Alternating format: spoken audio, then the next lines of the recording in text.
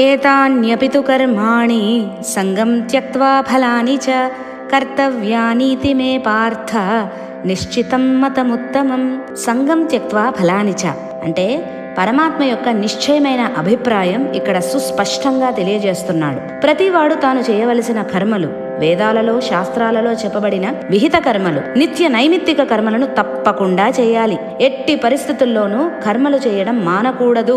నిశ్చితం మతముత్తమం, ఇదే నా అభిప్రాయం అంటున్నాడు పరమాత్మ. కాకపోతే ఆ కర్మలను శ్రద్ధాభక్తులతో చేయాలి. ఏదో చెయ్యాలి కదా అని చేయకూడదు, యాంత్రికంగా చేయకూడదు. ఆ కర్మలను ఎటువంటి సంగం, అటాచ్మెంట్ లేకుండా చేయాలి. ఏదో ఒక ఫలితాన్ని, లాభాన్ని ఆశించి అస్సలు చేయకూడదు. ఫలాపేక్ష లేకుండా చేయాలి. అలా చేసిన కర్మల వల్ల ఏదైనా ఫలితం వస్తే అది నాది కాదు, పరమాత్మది, భగవదార్పణం చెయ్యాలి. ఈ ప్రకారం చేస్తే ప్రతి మానవుడు సుఖశాంతులతో జీవిస్తాడు, చివరికి ఉత్తమ గతులు పొందుతాడు.